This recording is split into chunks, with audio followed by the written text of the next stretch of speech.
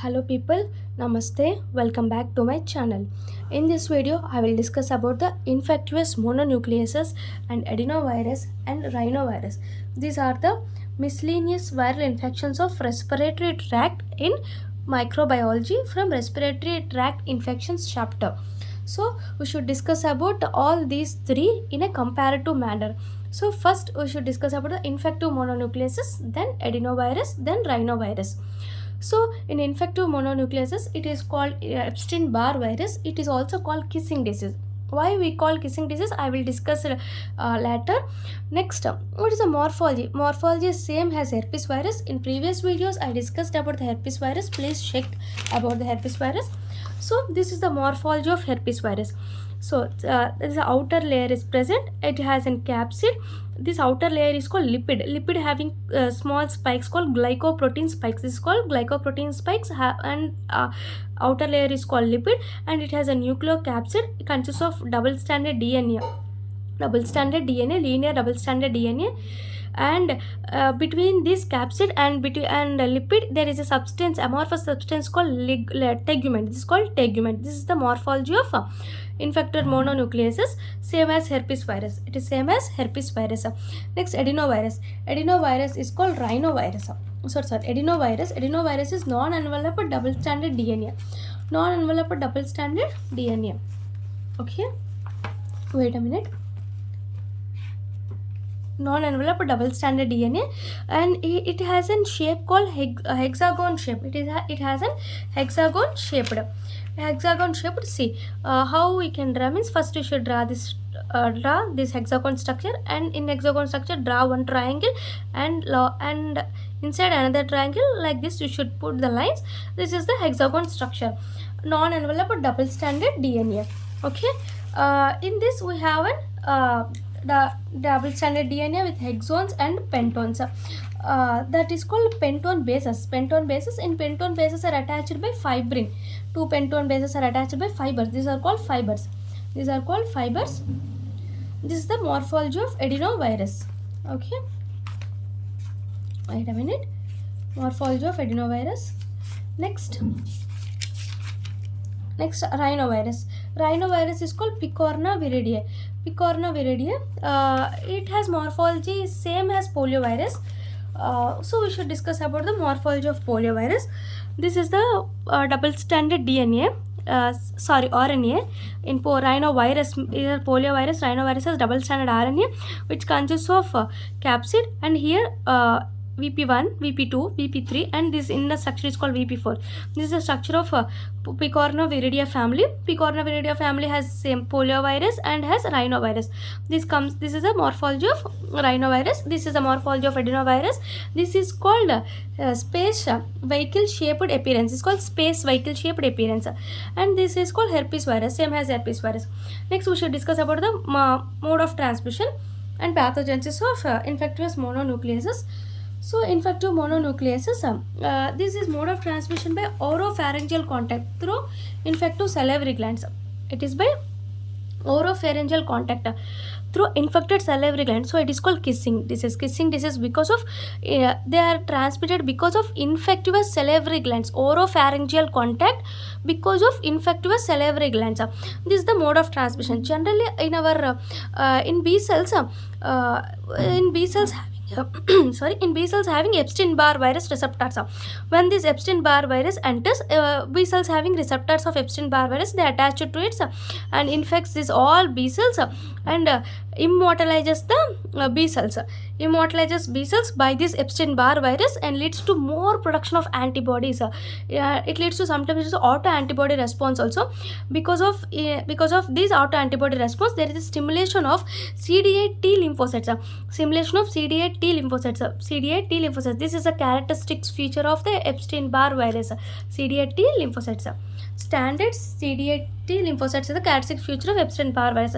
This is the morphology of Epstein-Barr virus. Next, we should discuss about the clinical features. Clinical features of Epstein-Barr virus. See, I will discuss clinical features. Clinical features of Epstein-Barr virus.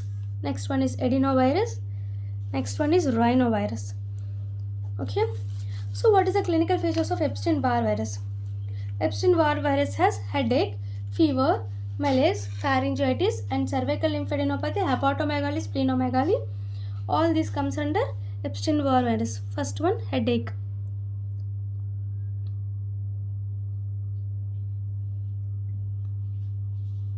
Headache, fever, malaise, headache, fever, malaise. Next, pharyngitis. Because of salivary glands, it leads to pharyngitis and cervical lymphadenopathy also. Cervical lymphadenopathy. Okay. Normally, symptoms are headache, fever, malaise, and next pharyngitis and cervical lymphadenopathy. It leads to hepatomegaly and splenomegaly also. Hepato and splenomegaly. Hepatomegaly and splenomegaly. Rashes following ampicillin therapy. If we give an ampicillin, it leads to rashes. Rashes following ampicillin therapy. If he has an Epstein-Barr virus disease, ampicillin therapy. Epstein-Barr virus also seen in malignancy conditions like Hodgkin, non-Hodgkin, Burkitt's lymphoma. It also seen in malignancy. It also leads to malignancy. In malignancy, which malignancy we can see Epstein-Barr virus like Hodgkin's lymphoma, Hodgkin's, non-Hodgkin's, next Burkitt's lymphoma also.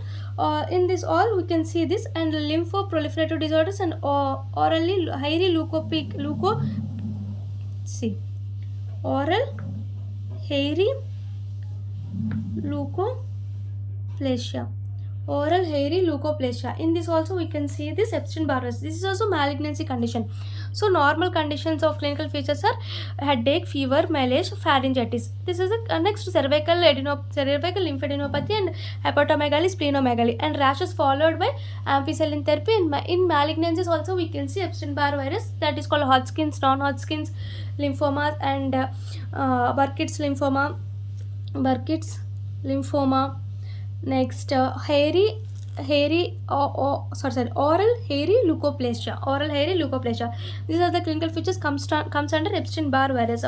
In adenovirus, what are the clinical features comes under adenovirus? Are respiratory diseases.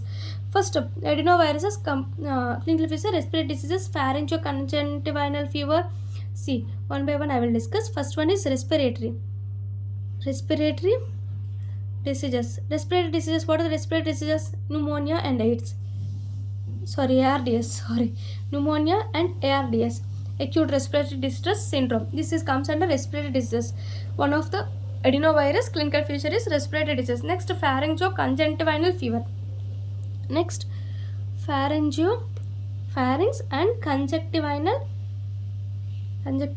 fever. Pharyngoconjunctival fever. Next one is epidermic keratoconjunctivitis. All see conjunctivitis, epidemic keratoconjunctivitis. Epidemic keratoconjunctivitis. Next one is, this is also conjunctivitis fever, pharyngoconjunctivitis fever, keratoconjunctivitis. Next one is gastroenteritis, infantile gastroenteritis. Next, hemorrhagic cystitis, acute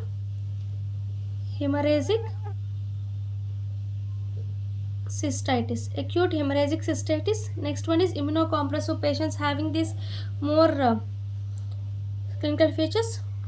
Immunocompromised, compressed patients, not compromised, compromised. Next, transplantation recipient, organ transplantation recipient. Those are also immunocompromised only persons, recipients. So these are the clinical features of adenovirus. What are the clinical features of adenovirus? First one is respiratory, ARDS and pneumonia. Next one is conjunctival fever, another conjunctivitis. What is conjunctival fever? Pharyngoconjunctival fever. What is conjunctivitis? Keratoconjunctivitis. Epidemic keratoconjunctivitis. And next infantile gastroenteritis. gastroenteritis and acute hemorrhagic cystitis, and it is also seen in immune compromised patients, not compressed, compromised patients, and transplantation recipients. We can see this adenovirus clinical features. Next, rhinovirus. Rhinovirus, what are the clinical features of rhinovirus? This is the most common disease. First one is common cold. Common cold syndrome. We can see common cold syndrome in rhinovirus, and rhinosinusitis, and otitis media, sinusitis, bronchitis, and relapse. Okay, generally this is the primary. Next one is otitis media, and sinusitis, same sinusitis, and bronchitis. These are all secondary features. These are all this is primary features. First common cold will come, the next rhino sinusitis is primary, next other sinusitis and otitis media and bronchitis are the secondary. This comes relapse for every 1 to 2 attacks every year. For every year it is relapse for every year, 1 or 2 times. 1 or 2 times we can get common cold syndromes. So it can be relapse for every 1 or 2 times in a year. So what are the clinical features? So first one is common cold, rhinosinusitis, otitis media, bronchitis, and sinusitis. These are the clinical features of Epstein-Barr virus, adenovirus, rhinovirus. Okay, see, in this Epstein-Barr virus, first you should write about the normal features like headache, all these fever, malaise, and pharyngitis, cervical lymphadenopathy, hepatomegaly, splenomegaly, and rashes after the ampicillin therapy, following ampicillin therapy, and malignancies. We can see this Epstein-Barr virus and oral hairy leukoplakia also. In this, first you should write the adenovirus, first write the respiratory, then the conjunctivitis, next pharyngeal conjunctivitis, keratoconjunctivitis, next infantile gastroenteritis and acute hemorrhagic cystitis and immunocompromised and transplantation receptor. These are the common features of rhinovirus, sinusitis, otitis media, bronchitis. In this video I discussed about the clinical features and all these morphology of herpes. Same as herpes, it has a space vehicle shaped appearance, and this has same as poliovirus. Mode of pathogenesis of infectious, it is because of oropharyngeal contact through infected salivary glands. Epstein-Barr virus, same receptors present on the B cells, so it enters affect the B cells and products more antibodies and immortalization of B cells. Because of more antibodies in response of this, there is stimulation of more CD8 T lymphocytes. This is the characteristic feature of Epstein-Barr virus. Thank you. Please subscribe my channel and please support us.